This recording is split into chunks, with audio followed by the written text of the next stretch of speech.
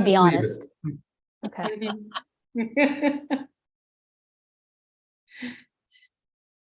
We are live now, ma'am. Thank you. So, namaste, a very warm welcome to you. This is a very special lecture today because it is Palace Day, the initiative by the European Network for Royal Palaces that we brought to India. And Palace Day has a theme, an annual theme, and this year's theme is astronomy, astrology, and mythology. And based on this theme, we curated a number of events on our Instagram channel mainly, but also including this panel. And we thought very carefully about all the people we invite. And I'm very, very excited about this particular group of speakers. Unfortunately, Professor Dhruv Rainer is not able to come. He has a serious health condition. So he'll join us at a later stage. So let me introduce our first speaker, Dr. Johnson-Roehr, who wrote a PhD about the observatories of Maharaja Jai Singh. It's a very, very popular site. We started our Palace Day this morning with a virtual tour, and Professor Barry actually is there, joined us.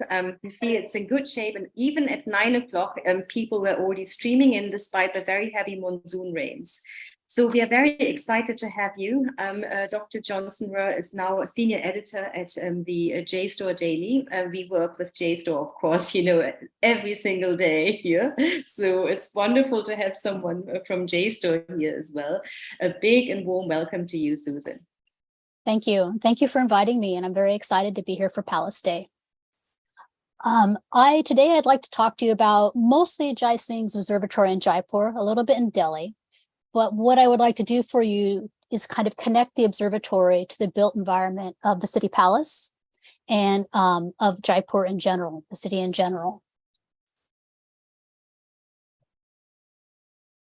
Jai Singh, as you may know, was the ruler of an independent, nominally independent state in northern India. I say in theory independent because, in fact, he served at the will of the Mughal emperor for much of his early reign. He was, in fact, not in his state. He was sent around the country to represent the emperor in various battles and politics. And his state was actually quite small. It was very much not much larger than Amer Fort, the boundaries of Amer Fort, the large fortification walls you see when you go to visit today, and some farming leases on the outskirts of that. So he had a very small state at the time that we're talking about. When Muhammad Shah came to the Mughal throne in 1719, it was questionable as to how helpful this would be for Jai Singh. As I said, under other emperors, Jai Singh had suffered quite a bit. Under Aurangzeb, he was, in fact, not an emir at all. Under Farrukhsiyar, it was a little bit more calm, but after Aurangzeb's death in general, it was a very bad time for Jai Singh. He, in fact, lost the right to rule emir. It was given to Timuji, Bijay Singh, his little brother, and he had to earn back his rank, earn back his mansab. It had been many decades of struggle for him. So when Muhammad Shah came to the throne, it was probably, very definitely, in Jai Singh's best interests to find a project that would both represent himself well and represent Muhammad Shah well, and try to stabilize this sort of center of northern India. We can kind of maybe imagine the conversation that happened when they first met. It was about a year into Muhammad Shah's reign.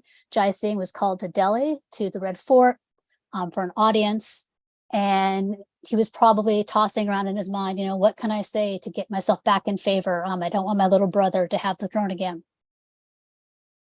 He would have made sense to propose to build perhaps a monument to Muhammad Shah. Jai Singh, as we'll see, had been doing some smaller architectural projects. But in fact, what he did was propose something else.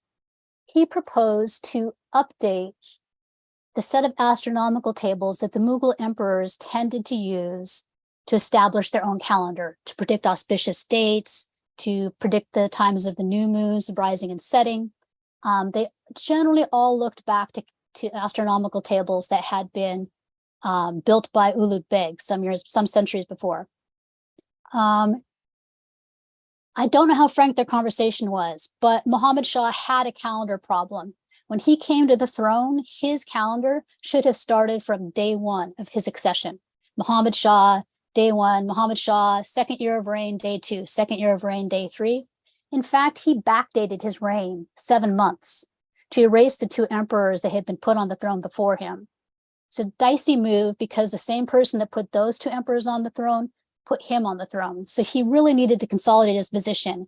And I can imagine Jai Singh convincing him that having an accurate set of astronomical tables on which to build his calendar could only be a benefit. It's a little bit of imagination. I don't know if it was a coy conversation or a frank conversation, but the end result was Jai Singh proposed and Muhammad Shah agreed that Jai Singh would update the centuries-old astronomical tables based on fresh observations of the sky.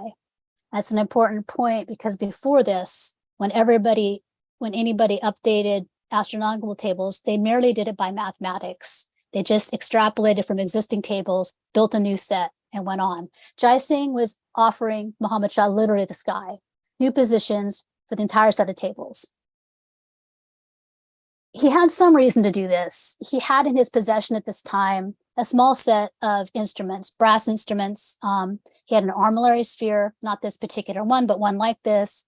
He had some Ptolemaic instruments, a dioptra, triquetrum. And as you can see from the image of the young man using the triquetrum, all these instruments were basically to measure the positions of stars in relation to the horizon or the zenith, the point directly above your head. So there are positional instruments. He had 5 or 6 in his possession and a number of astronomical treatises. So I think he felt fairly confident that he was going to be able to do this. My take is that he actually did not have much experience observing at that point. It was all theoretical, because once he started trying to update these tables for Muhammad Shah, he discovered that his brass instruments weren't up to the task. This is the same actual problem that Ptolemy found, the same actual problem that Copernicus found. And I think if Jai Singh had been, out there observing daily, nightly, he would have realized that his brass instruments were too small. They couldn't be partitioned into small enough degrees on the scales to get accurate placement, measurements of placement, position. If you made them bigger in brass, they actually bent under their own weight, so that wasn't great. It was a problem because he'd promised that he could do this, and when he went out to do it in practical terms, he could not. Smart guy. And as I said, he had some experience doing some architectural projects already. His approach then was to take these instruments and redesign them in a way that would work for him, not through brass, which bends, but in stone. Outside the walls of Shah Jahanabad in the Jai Singhpura, where he stayed whenever he came to visit the emperor, he built 5 and maybe a couple more massive instruments right along a commercial road where everybody would see them. He built this major instrument that's at the center of your screen, the Samrat Yantra, which is essentially a large equinoctial sundial. It doesn't do much more than a sundial does. Inside the chamber, the eastern chamber of that instrument, was the Sastamsa Yantra, which is a 60-degree sextant, also an instrument that Ptolemy and Copernicus had. He uses the wall to align. You see the 2 people there, it's not along a wall, but it's the same principle. He added an Agra Yantra, which is a horizontal sundial up at the top of the Samrat Yantra, which is a sundial like you would see in your garden. You can imagine how that works. It casts a shadow and you can measure the time. Mm-hmm. He built an instrument in stone to replace the armillary sphere. It's actually 2 different bowls, and I think Barry's going to talk about this, complementary bowls that actually just reproduce the functions of the armillary sphere. And finally, he managed to build in stone a twin instrument that replaced the triquetrum. I think the important kind of thing here is that he's not reimagining how astronomy is practiced. He's reimagining the tools with which to practice it. These are actually built in the matter of architecture, not in the matter of instrument design. They're massively scaled. I put some images in there with people so you could see how large they were. This isn't an instrument like on the right one person can use. This requires astronomy is a team sport. You need multiple people to make these observations at night. Someone to climb up the wall, someone to stretch the thread, someone to sight the thread, write down the record. Requires more than one astronomer to operate. It's not surprising, I think, that he turned to stone. He had already done a few small projects in Amer. He was credited with making the Jaleb choke, where the guards of the fort would live in range or be stationed in ranges around this large courtyard where they would have military parades, and also where an early system of workshops was placed around the perimeter. He was expanding Kanak Vrindavan Garden along the road between Amer and where Jaipur is now, where there was an important idol. And he had, of course, designed Jai Niwas Bagh, which is at the center of his new court palace that's about to happen. So he had some experience in stonework, working with stone, having some architecture people, having some gardeners, having astronomers. So he has all these different threads coming together here. What's not clear is that he actually understood how long it would take to fulfill his promise to Muhammad Shah. In the UK, in England, John Flamsteed took 40 years to update astronomical tables, 40 years of nightly observations. I don't think Jai Singh realized that's what was in the cards. He did realize, I think, how long it was going to take. Maybe he thought 5 years. And he could not just camp outside Shah Jahanabad. He had to have an observatory closer to Amer. But where? There was no room in the fort. He couldn't build an observatory there. So again, I think all these ideas are swirling in his mind. He's gone to Red Fort to see the emperor. He's gone down Chandi Chowk and seen the commercial strip there. And all these ideas and the favor he's currying from Muhammad Shah lead him to found a city of his own, the largest project you could possibly imagine. On November 29th, 1727, he strikes out and finds this, goes down to where he has hunting grounds, and he's already built a garden, Jai Niwas Bagh, and starts blocking out a city. It's kind of a marshy area, a little bit, I mean, it's a desert, but there's a marsh there. There were 6 villages or so, had to drain some of the soil. It was a fairly big construction project.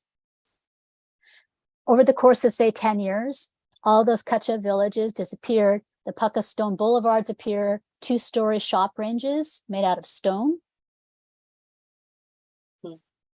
He sunk step wells at all of the major intersections. Here we have Bari Chopra.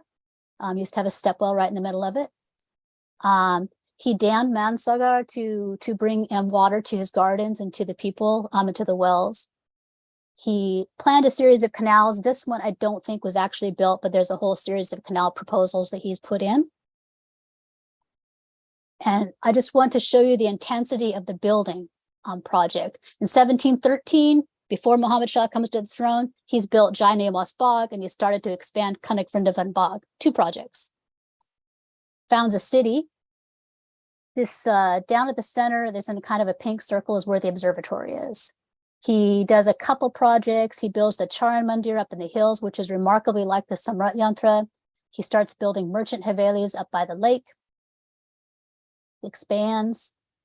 The next year there's more. The next year there's more. The next year there's more. And then there's more. What I want to say about this is not just how immense the project is and that it ends here with a ring of forts in 1733, but that within it is embedded the observatory. On the ground, from the point of view of just the person walking through this new city going up, you probably couldn't see much. There was within the palace complex, the walls go up, and in the accounts and in the palace, it looks exactly like every other architectural project. Jai Singh had codified his workshop system by this point and kept very detailed accounts of every delivery of materials that was made to every building in Jaipur, including the observatory, including the Chandra Mahal, which was called the many-sided palaces at that time. And they're all very consistent. There's stone, unslaked lime, spreading stone, water, oil, everything you would need for architecture, nothing you would need for astronomy. So I think it's really important that these aren't, just to point out, these aren't really distinguishable from the buildings that are going up around it. We look at them as these singular, great, fantastical instruments, but in a way they look just like buildings.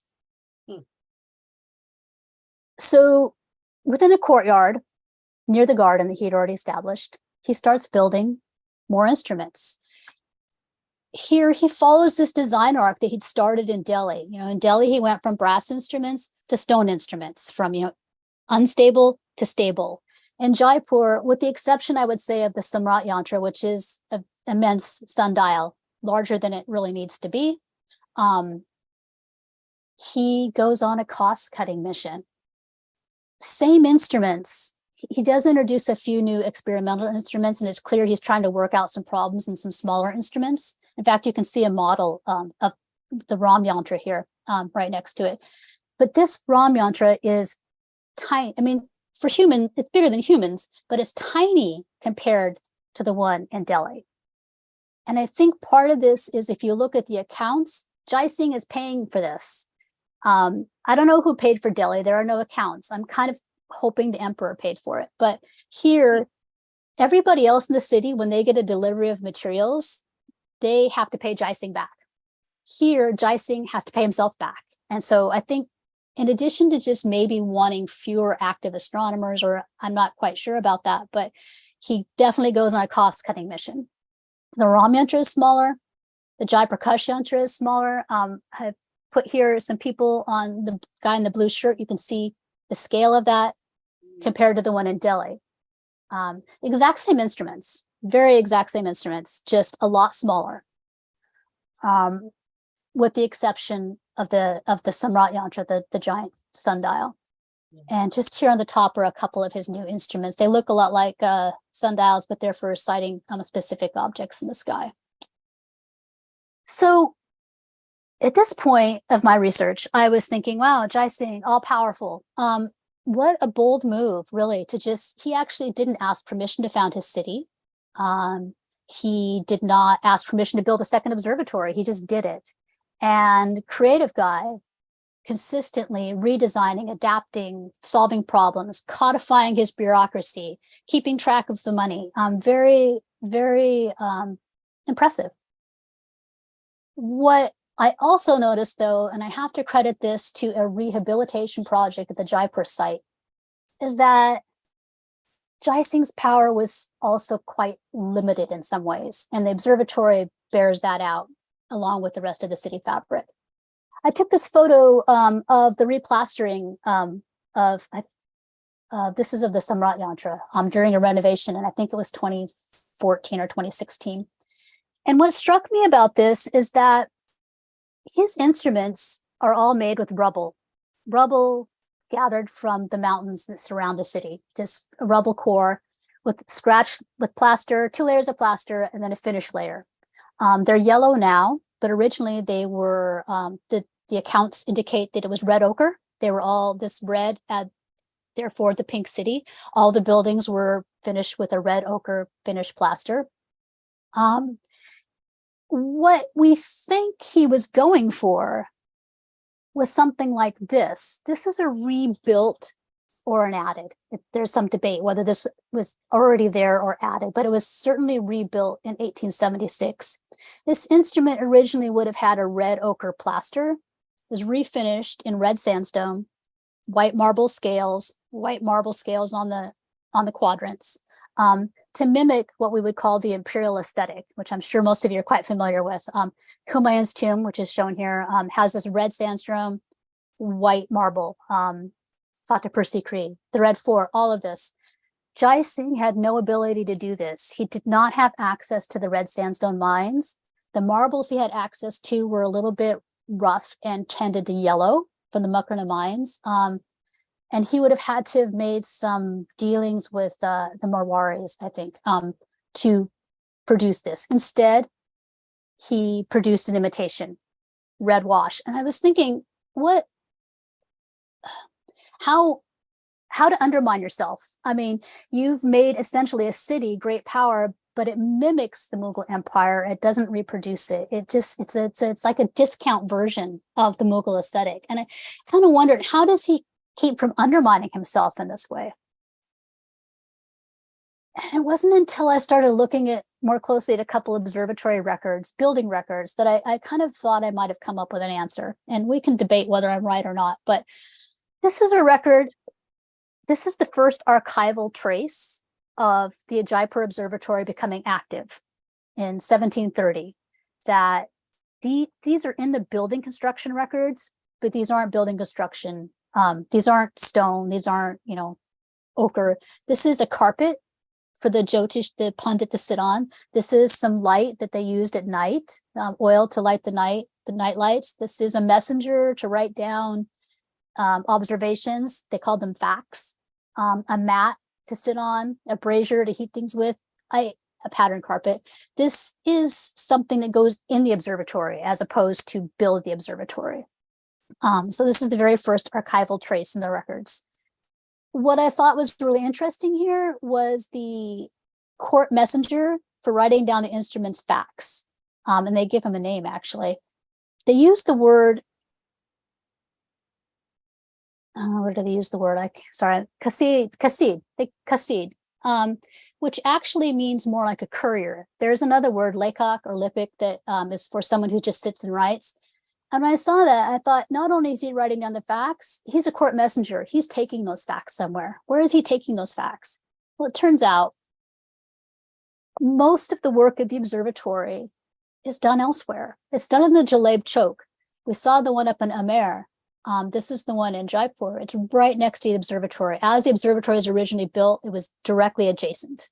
There are now buildings kind of interrupting this relationship, but the messenger would go back to the Karkhana workshops in the Jaleb Chowk that ranged around the Chowk with his facts. That's where he would get his oil. That's where he would get his instruments. That's where he would get his things that he wrote with. This is actually the productive place of the productive spot of the observatory. This is where a lot of the work is done. You gather the observations in the observatory, you take them here. And it made me start thinking about the relationship between the Jaleb Chowk, the observatory, and the city palace.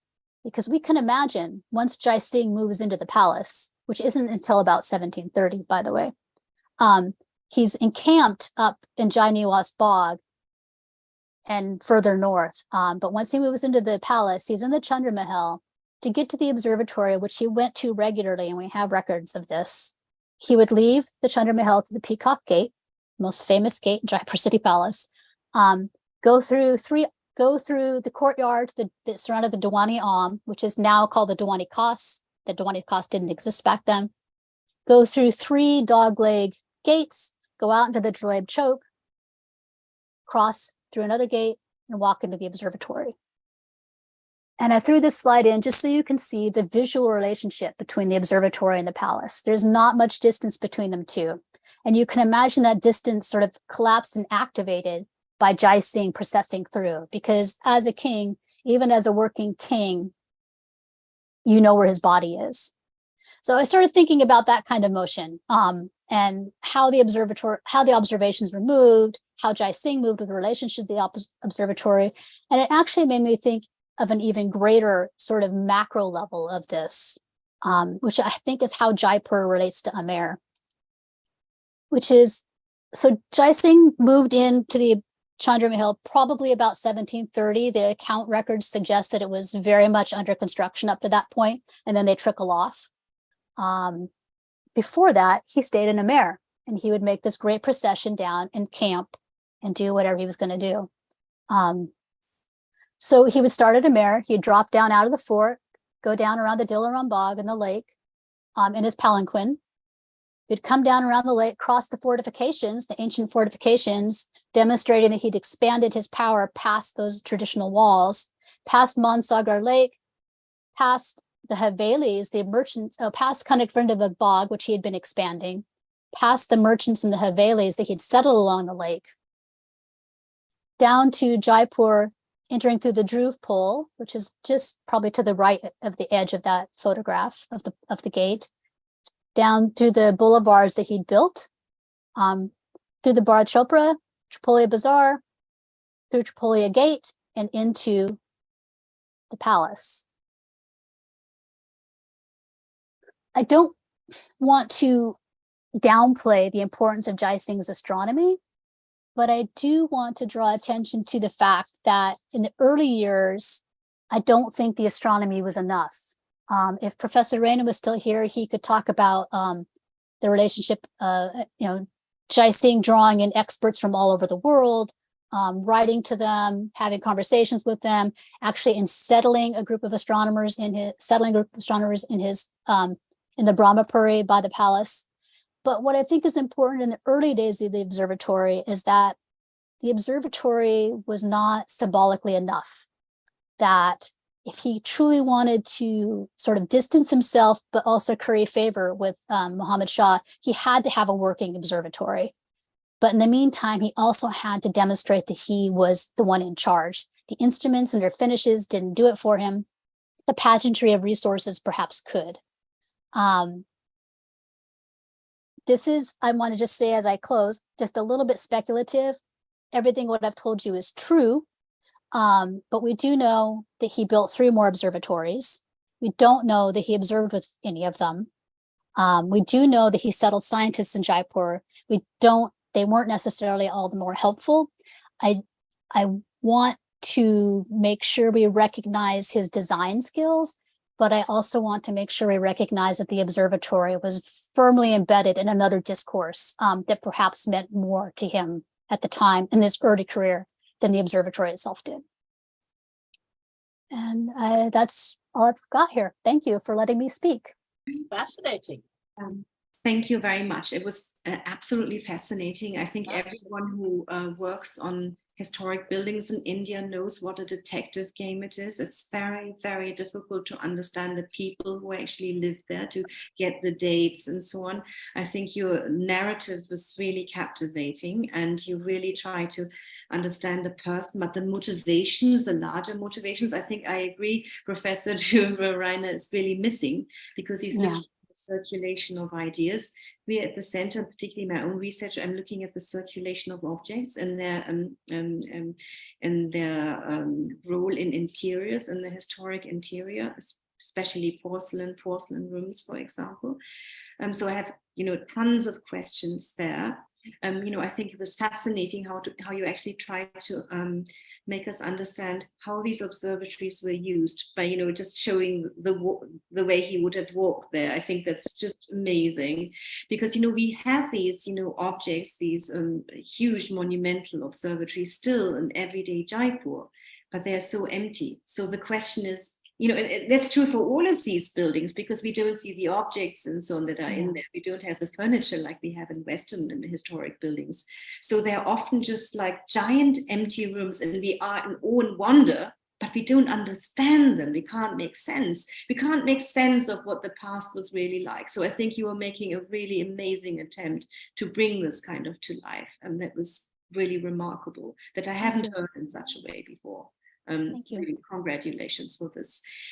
We are now coming to Professor Barry Perlus, and he is a very dedicated photographer as well, a creative person, a scholar. And I think, I've never talked to you before, but you are a very playful, imaginative, creative character. But, I love this video that you shared with me. I think we have the time, maybe we could play it. It's really magical, I find, and I shared it on social media. It's wonderful to have you. And to have, I think it's always very illuminating to have different perspectives, and not to only have one person talk, but actually to have several. And the kind of intellectual history is kind of missing, but I think we'll have a debate. There are so many open questions. You are Professor Emeritus at Cornell. I spent many summers there with friends, and I had always a wonderful time. It's a kind of isolated place in a way, like Sonipat is, but it was a lovely atmosphere, really friendly. I felt intellectuals were like in a sandbox and playing with sands and ideas. They love to debate. Brett DeBerry is my close friend. I don't know whether you know her. So wonderful. Yeah. many beautiful summers, and we're reading Shakespeare plays complete Shakespeare plays every night when we were there. It's wonderful. So thank you so much for being here and being such a great person and participating in everything and sharing the posts and so on. You've been such a great friend of the center for although we didn't know you for long. That was really nice of you. Thank you for being here, and we were eager to hear your lecture. Thank you, Esther, and it's my pleasure, really. Delighted to be invited, and really appreciate Susan's in-depth narrative about Jae-Sing. There will be certainly some overlap because we're all talking about the same thing, but I'll try to bring you more of the artist photographer's perspective and kind of bridge between 18th century and today. So in a moment, let me see about screen sharing and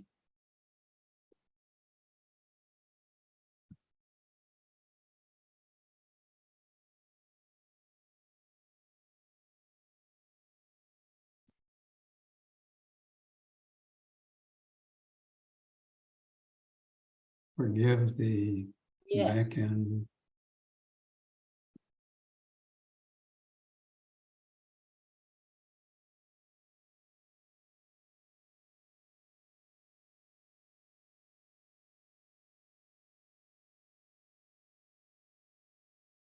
Yeah, that looks good. Perfect. All right. Right. So I kind of jumped ahead, but briefly, I'm going to be talking to you largely from the material in the book that came out in 2020, Celestial Mirror. And I think Celestial Mirror was an important discovery of a term to represent a way of seeing naked eye sky observation at a time in which the telescope as a tool for astronomical investigation was clearly known. Jae-Sing knew quite a bit about European astronomy, had connections with scholars in Europe, and yet, and I think as Susan pointed out, there was a completely different rationale for building these observatories. So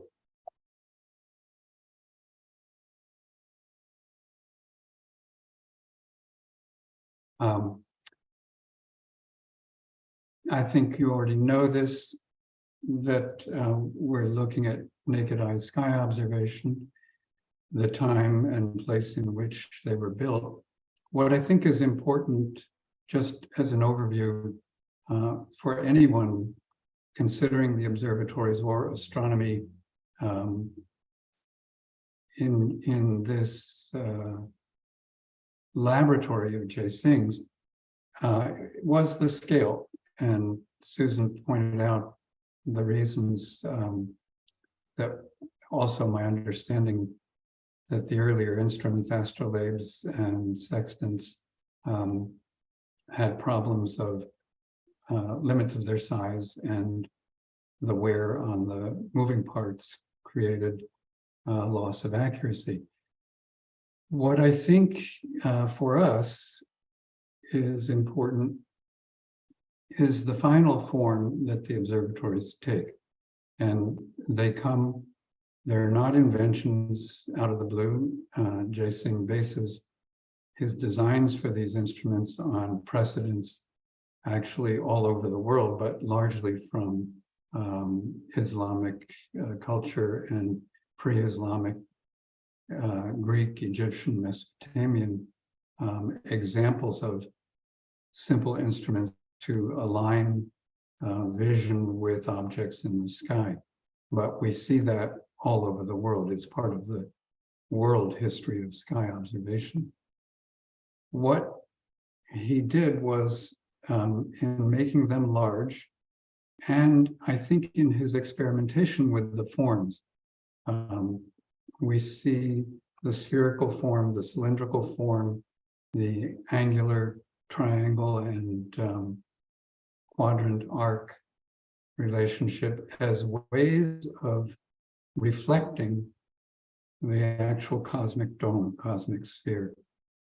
So I'm going to jump ahead a little bit because you already heard about the location of several observatories. And again, looking at we're looking at Delhi here.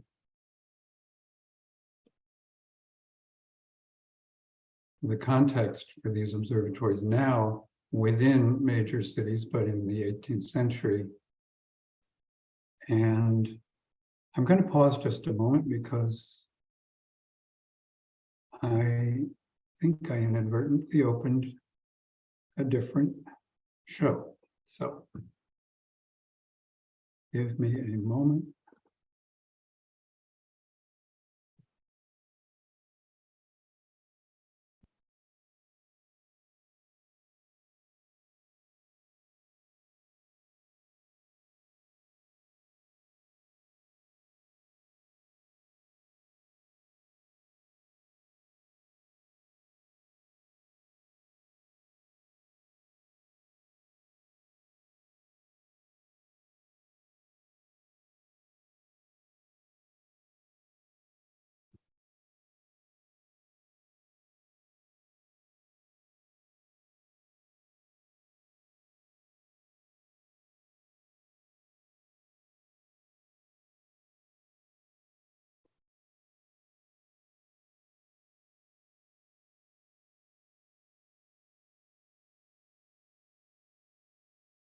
So, yes, sorry about that little glitch and delay.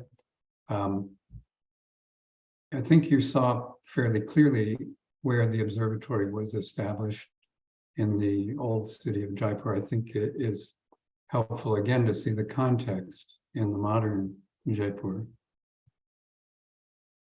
and to see the site and an overlay of how many instruments actually were finally developed at the Jaipur Observatory. It was, as Susan pointed out, close to Jay Singh's home, where he could interact and operate with the observers.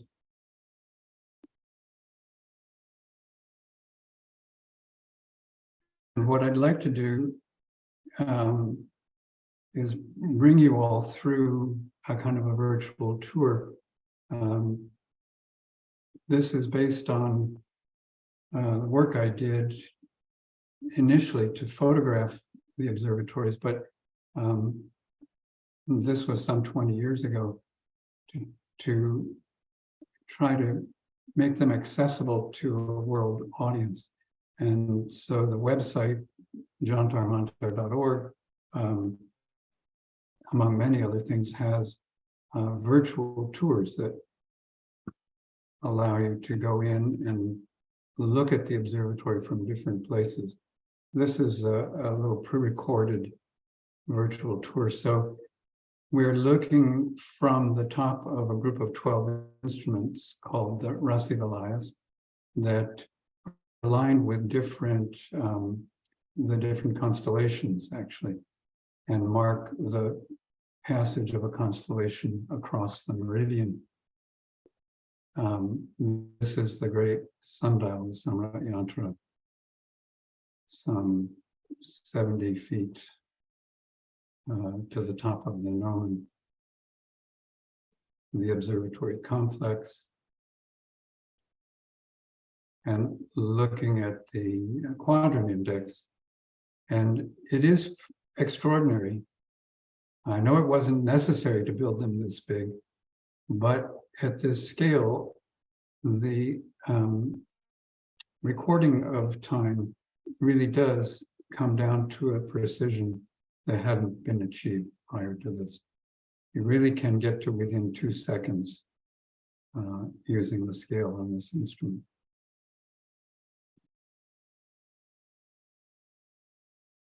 And when you're there and you're free to move about, there is an experience of the scale, very palpable and direct, that we often think of instruments as objects that we use sort of our size or smaller than us, tools of various kinds, from writing instruments to computers to construction tools and so forth, microscopes in the laboratory. Of course, some of those can get fairly big, but we have here instruments for aligning us as observers with objects in the sky that place us deep within a kind of an imaginary context. Each of these instruments in some way or other is a reflection of the geometry that exists above us. This is the Jaiprakash. It's a hemispheric bowl. The markings indicate previously recorded passages of various objects in the sky, different lines of movement, the tropics of Cancer and Capricorn. If you can see it, there's a little shadow at the center of the screen now of a guide object that is suspended above the hemisphere, and it is the pivot point or the axis point through which you observe an object in the sky. You align that object with the center of that guide. We're here down underneath in the passageways that cross between one instrument and another. This is something that I found totally ingenious, and I don't think it exists in the previous models, that Jai-Singh built these kinds of instruments as pairs, in fact, because of the immersion of the astronomer in the immersion of the astronomer in the instrument. In those Rama yantra and the Jaiprakash yantra, the one we just looked at, the observers are down in the bowl, sighting up through the index and the guide plate. And each of the quadrants or the sectors in that instrument represents an hour of time. And there are gaps of 1 hour in order for the observers to be able to physically be in the instrument. So when they're tracking an object and the object's relationship to the scale reaches the end of the sector, the edge of the sector, they simply move to the other instrument where the sectors now occupy the place that were voids in the sister instrument. And so they could do observations continuously, hour by hour, moving back and forth between the instruments. And that, to me, I mean, was born out of necessity, I think, to be able to do continuous observation with an instrument at that scale. I'm going to pause because I have a lot of slides and detailed information, but I'm not sure we want to go into that, and I want to give a chance for our other panelists, and we can easily come back if there are questions. So.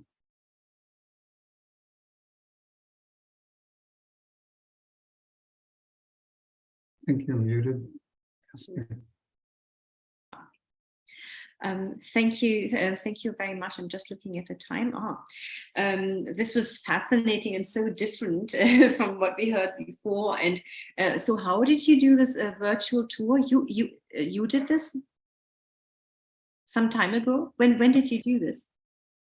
Yeah, so I was spent time in 2001 and 2004,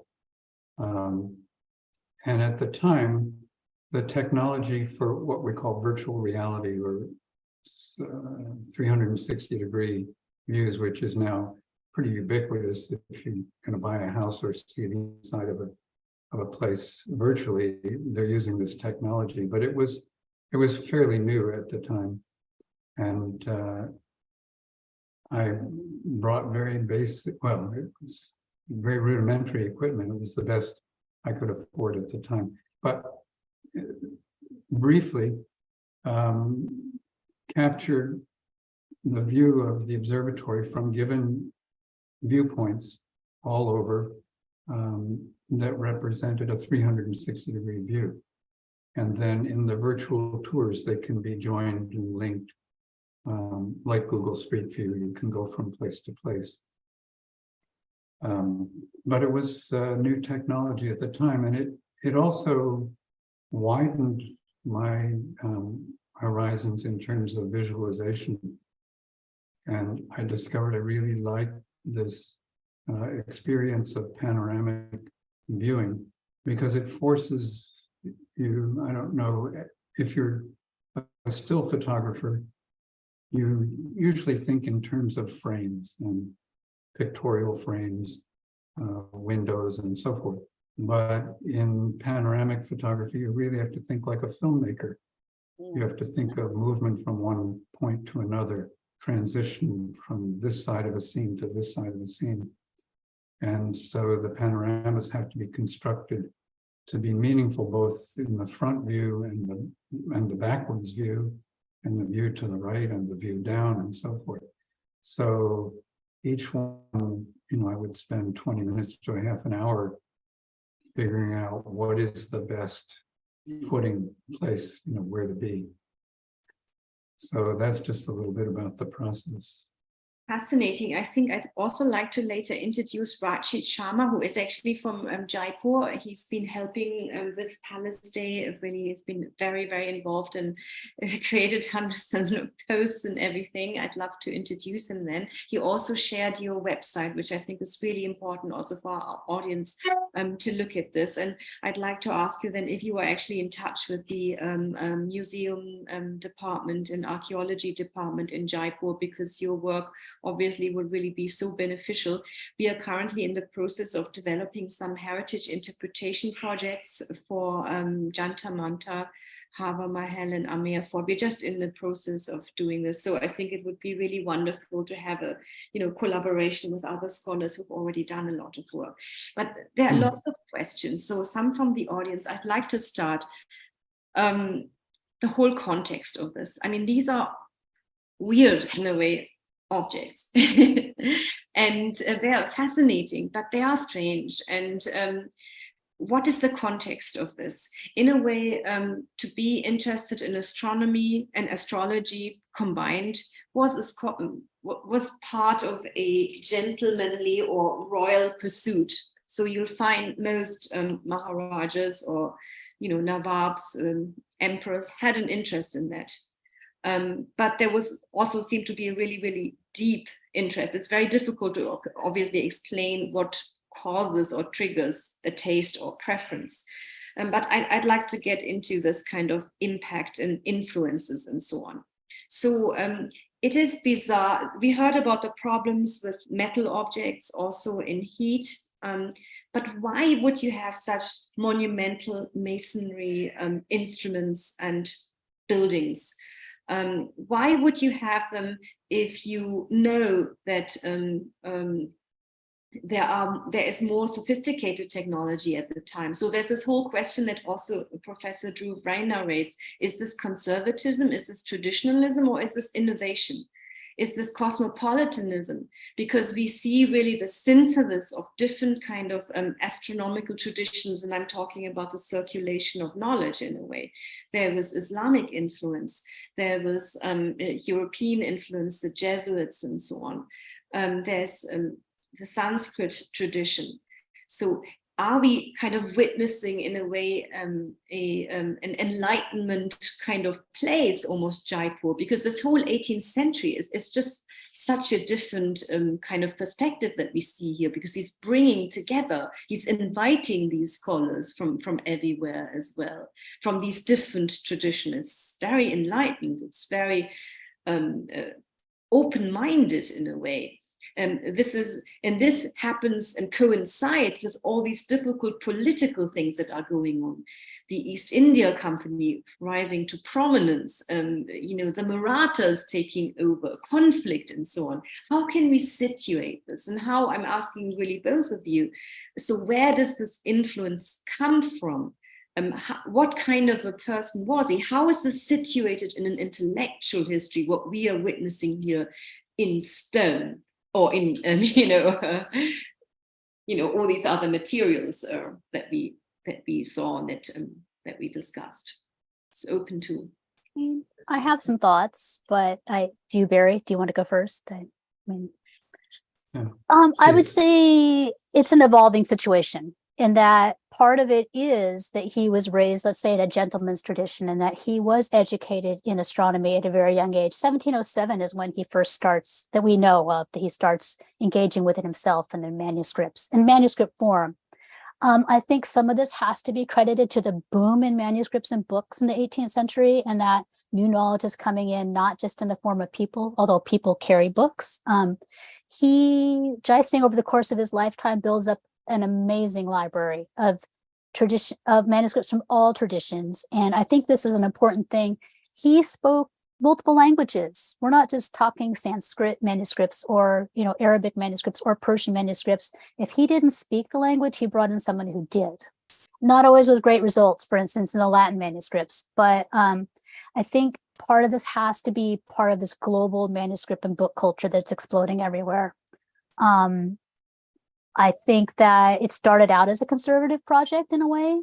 He applies his creative thinking to it, but he had a fairly concrete goal at first. And as, let's say, peace comes to his kingdom, he doesn't have to fight quite as much, as particularly in the last half of his life. He stays home. He doesn't travel the last, say, 10, 15, 20 years of his life. He's in Jaipur. He has the mental ability to think and explore. So I think it evolves into something bigger. That's when the people become important. That's when the Jesuits become important. When people arrive from Portugal, when people arrive, French Jesuits come over from Calcutta, Bavarian and Austrian Jesuits. There's this constant influx of new people and new ideas. So I don't think it's an either Enlightenment or conservative. I think that we have kind of this it's messy. It's not a clear trajectory, but I do think at the end of his life, it is clearly an intellectual pursuit. And in fact, I will say one of the Jesuits complained about him because he was too open-minded. Like, oh, he's great. He'll let us do whatever he wants, but he also worships those idols over there. He'll give us all the money we want for our instruments, but he also gives it to the temple. He gives it to the mosque. And so they complain that he's not a good convert for Christianity because he likes too many things. So maybe that's a personality trait, but I think that's also a side effect of peace in his kingdom. Akbar in a way? Was he like a Humayun too was curious. Yeah. We don't, of course, get to know how he turns out because he hits his head. But something like Akbar, although then Akbar goes kind of his own religions, but open-minded.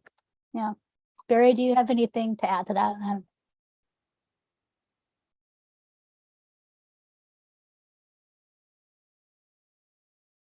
Yeah. I was adding to it something. If you would like to read that. Sorry? I have written you a chat. Let me just see.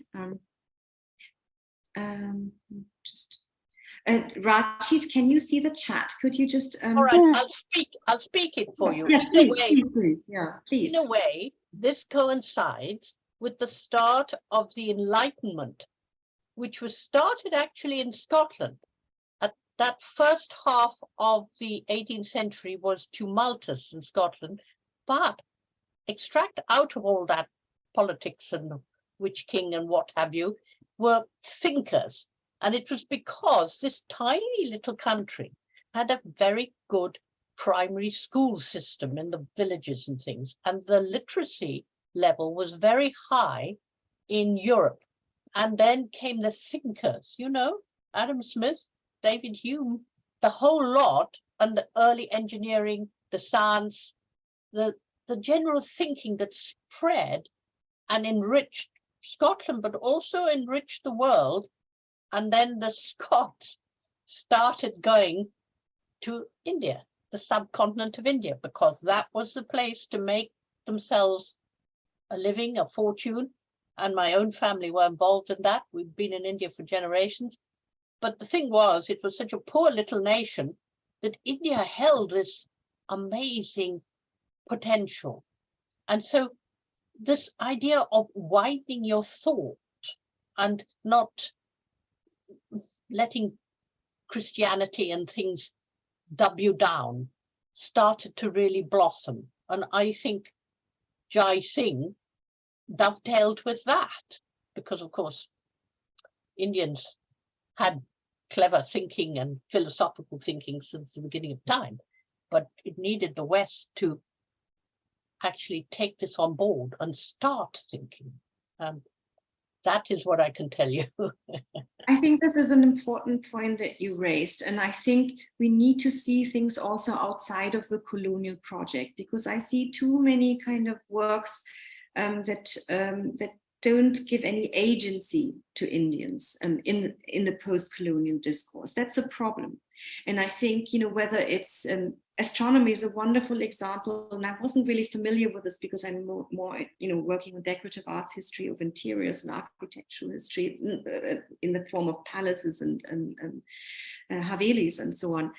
But similarly, when it comes to taste, we have to understand that they were taste, traditions, spiritual beliefs, and so on that shaped the world of design, architecture, and the general world. And this is not only in response, and cultural exchange is multi-directional. Lots of work has been there. We have to understand this. It's not only one direction. It's not only that Europe imposes something and then everybody just sucks up to it. That's not a historical reality. And this is why I think this example of the astronomy in Jaipur is very, very crucial to kind of really challenge this kind of historical narrative that we see so often, when it's only about the colonial project. So I agree with this. Yeah. Barry, we haven't heard you. Well, I am not such a depth scholar on Jai Singh as Susan. But a couple of things. One of my colleagues, the late Bonnie McDougall, was an architectural historian and anthropologist who spent much of her professional life in Sri Lanka and South India. But she in particular was fascinated with Jai Singh, and she discusses and speculates really about the reasons for his constructing the observatories.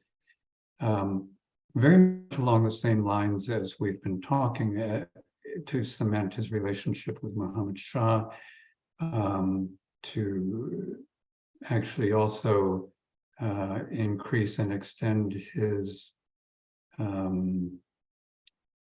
name and his power across the tribal communities in his home area.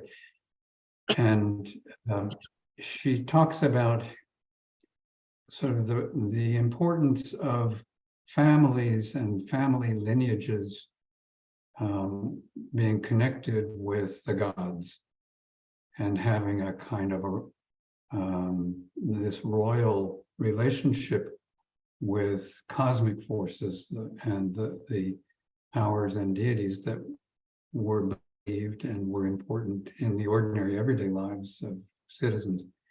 So his engagement, both with astronomers and scholars, but also with the religious community, the priests and so forth, to make the observatories accessible and actually host religious ceremonies and festivals is an important element here. They were not used solely for the way we think of astronomy.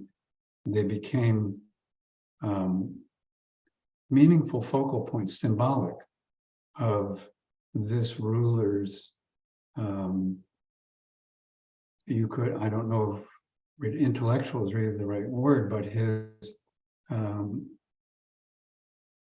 degree of connection with both the scientific community and the religious community, and pointing to the fact that this is part of his royal lineage, that this is because of this family, and it may explain why he built the other observatories, although it's been suggested that they were part of a quest for accuracy, that to be able to correlate observations in one longitude, it was helpful to have observatories at different longitudes so that they could, check accuracy of these sky observations. I don't know how much that actually was done.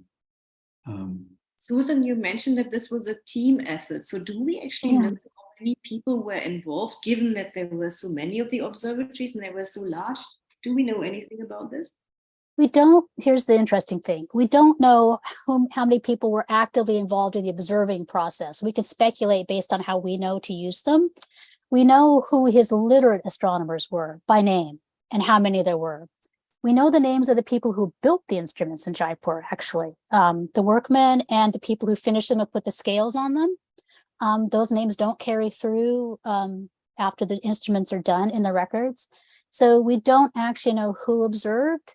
And Barry might correct me, but I am fairly certain that we still have not found any observing records. We have a few that are folded into other manuscripts, but there's no stack of observing records like there are for building records. I find it perplexing and puzzling, and it's a big gap. But before I stop talking, I just want to nod to Barry and say, Krishna is not a small part of the story, I don't think. I think you're right. The connection with the Govind Devji temple, the Kanak Vrindavan gardens, Mathura is the boyhood, all the homeland of Krishna. I don't think you're incorrect in that. But to get back to it, no, we don't actually have any. We have maybe 5 records of observations. That's it. So. Well, to come back to both what Barry and Susan said, the distinction between astronomy and astrology, is it more of a blurred line or blend in the Indian context? And then just one more thing about religion. Originally, I planned, a Center for Historic Houses. I say I only want to focus on secular architecture, but now I realize it is not really possible.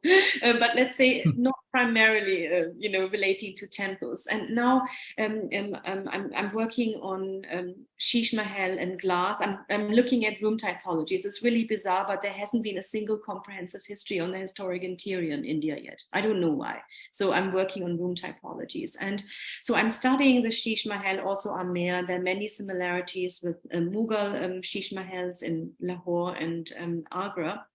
But I realized many of these Sheesh Mahals have depictions of Krishna. So I don't know, is this related to the room typology, or is it because there is such a close link with religion that you kind of have this everywhere? It doesn't really matter. So it's very puzzling. So again, to you, the blend between astronomy and astrology, it's different from the West, and the role of religion then. So what would you say? Well, in terms of actual data on the ground, you can't tell the difference. I mean, if you're observing the location of position of a star to predict an auspicious day versus to objectively know where it is, you can't tell in the table. But we do know that they use these tables to build up astrological predictions and calendars and feast days and sunrises and sunsets. I don't see necessarily a contradiction. I think it can be both. And the same, I would guess the parallel I would make is that you can be religious, let's just say a Christian, and still be an astronomer. The Big Bang still exists for you, but you have some sort of theological background, I think we live with these contradictions all the time, but for some reason, when it comes to India, people really want to pin down a religious tradition. Like it's Islamic, it's Hindu. And I just think it's a lot messier, and can be politically dangerous to valorize any of them. So I'm going to just diplomatically not choose one. Quite right. Barry, what do you think? I'm going to second that. I think that if you think of the time period, the length of time historically for the astrological system to have evolved and become a worldview and a way of life, that astronomy is a very brief history in terms of European Western astronomy. It's coming in, but it is, and I think it's helpful to think of these as somewhat transparent layers, and to think of cosmologies and cosmic views worldwide in that way. That we humans have needed to have an understanding or a feeling, a knowledge that corresponds with our feeling of existence. We know we exist, we feel it, and there's no more stark realization of the scale of our existence and the scale of the world than to open yourself to an empty night sky, a dark night, and experience this unfathomable space that is alive. It is in movement. So my feeling is that somewhere, I think Jason had a little sense of that, in spite of all of the day-to-day things of being responsible for a family and a kingdom and solving the problems of everyday life. I have to believe that he had a feeling for a connection with the sky. And this is the one thing that I have to convey to everybody. Anyone who has been to the observatories in person and spent time there perhaps has had that experience of everything stopping, your thoughts stopping, there being an enormous sense of quiet, and the recognition that you're on a moving planetary body, and you're able to see that movement in the passage of a shadow, mark by mark, second by second. It changes one's sense of what it is to be a human being on the earth. You can't get that virtually or through movies. You can get close to it, but I think sometimes we have that experience even simply being outside on a dark night when it's quiet enough to realize things can slow down and we can experience that sense of being. So this is again, I'm repeating myself, but the thing for me, I don't know what it was to be in Jaipur in 1730, 1734. And I appreciate and love how much material evidence Susan has brought to the conversation, because it does give, it kind of takes the historic feel away and brings it right into the present, what was happening, the accounts, the logs, the sort of being a realist in terms of what was likely to be happening. But the other thing is, we have these observatories now. They've survived. They have remained vital. They've captivated the attention of architects, renowned architects, Corbusier,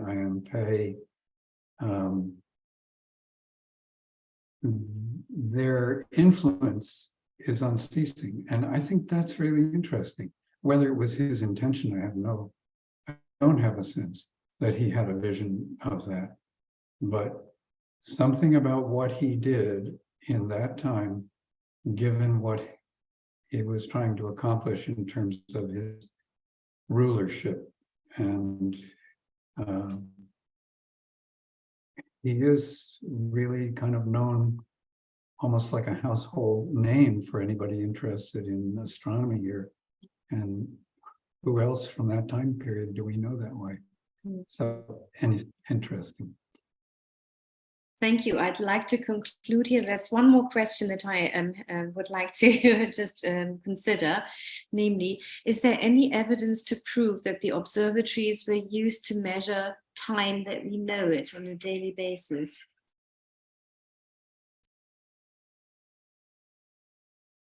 Other than that they function and that Jaising knew the equation for the measurement of time? No. Again, there aren't any observing records. He had water clocks as well and other sundials, so I don't know if it was necessary on a daily basis, but I actually think, yeah, I mean, I'm going to come down on the side of it's very likely. I would say more likely than not, but I would also just admit there's no textual evidence. And as far as I know, I'm trying to think back. I'm trying to think what Tiefenthaler said in the 1740s when he visited. He said he saw people use them, but I can't off the top of my head remember if he said specifically what they were doing. So there may be a description there. Sorry, what was the source? What was the source? Joseph Tiefenthaler visited in 1743 right after Jaising died, and he did say he saw the Jaipur one being used. The rest of them, he didn't comment on them being functional, but I don't think he was specific. So that's a wishy-washy answer. Do you know anything more, Barry? I don't have any more No, sources. I don't. Right. No. So, But it brings up, sorry. if I could just, maybe it's not answerable, but you know, I think it's important to realize that the surfaces that the observatories, instruments have been refurbished at different times. And the marble that we see in Jaipur was added later. It was not part of the original construction. But minutes and seconds is a Western European unit of time. That couldn't have been the unit of time that was used. Yeah. And I think it's too bad that we don't have a way to easily recognize, because even the way of understanding time in 18th century, I mean, historically in India is a very different derivation of time, understanding of time. So It was roughly a 6-minute period, the Pala and the Gatika. So, that's a whole different concept. You're right. It's a completely different concept of time. So, and it's much more organic and related to breath. The way other systems of measurement are often related to the body and proportions and so forth. And that may also give a sense of an underlying sort of, again, an underlying methodology that the European astronomy came in over.